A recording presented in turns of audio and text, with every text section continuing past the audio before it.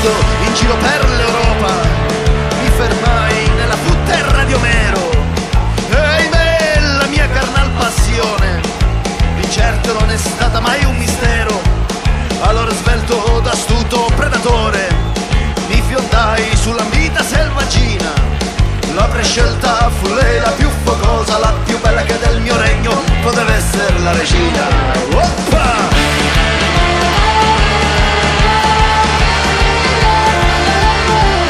Come giorni di profonda passione, lei mi disse che il giorno era arrivato.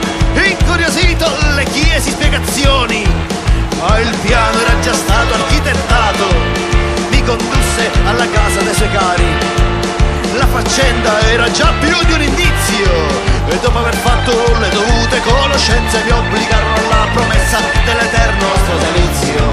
Voglio fuggire, devo scappare, non c'è alcuna via di scampo, qui mi vogliono incastrare. Mi tuffo in mare, magari a fuoco, ma dalla Grecia alla Sicilia me la faccio tutta a nuoto. La la la li la li la, la la la li la li la, la la la la la la la la la la la la la.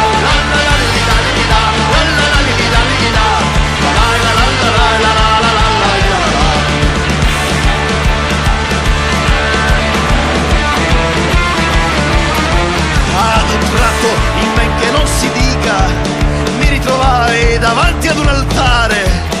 Lei felice e di bianco vestita, io di nero come se fossi a un funerale.